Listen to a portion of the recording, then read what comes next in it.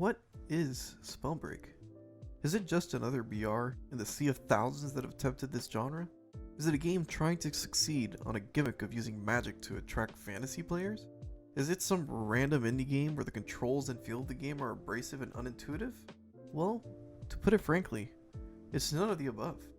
The first thing that immediately comes to mind when you first witness Spellbreak is the beauty of the art and visual effects. The fights look chaotic, but the attacks and effects all have their own distinct visuals, leaving each of them to be their own display of art. But you can grab a slice of the combat and create a true work of art of a battle ensuing in this magical and fractured world.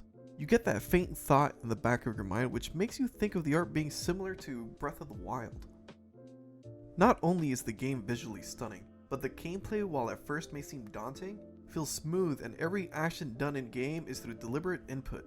The freedom of attacking and moving is entirely in your hands and allows you to be as methodical and strategic as you like, while providing moments for high mechanical players to shine with the projectile-based shooting. The combat feels similar to games such as Quake with the projectiles and even some characters in Overwatch. If you've ever played Pharah in Overwatch, you'd feel right at home picking up a fire gauntlet, as it's essentially a mini rocket launcher. Every gauntlet has a comparison to guns in your typical shooters, so the fire gauntlet is like a rocket launcher, the toxic gauntlet would be a shotgun, and the lightning gauntlet is like an assault rifle.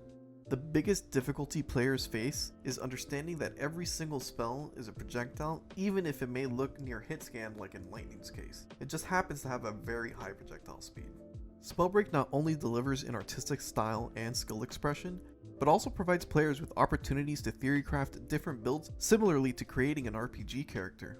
You can choose between different elemental classes, gauntlets, runes, and talents. There are plenty of options that let you be the mage you want to be, and take to the battlefield with your unique build to make it to the top. Not only are there various ways to build the strength of your character, but there are a multitude of different cosmetics that you can unlock to change the look of your character and truly feel like it is yours between different outfits, artifacts, and other options.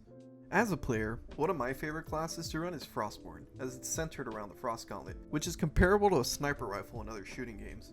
Sniper rifles have always been my favorite weapon, so naturally I main the Frost Gauntlet. When choosing Frostborn, it lets me go deeper into that playstyle by giving me abilities that let me cross the map quickly and securely and get a strong position.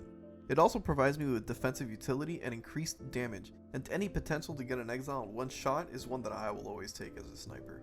It only goes deeper as you can choose an offhand gauntlet to cover your weaknesses, a rune for additional mobility or utility, and talents to increase the overall power of your character with special effects and stat bonuses. With outstanding visuals, unique combat, and build depth, Spellbreak truly has a recipe for success. However, there still is one piece of the puzzle missing, and that is the developers themselves, Proletariat.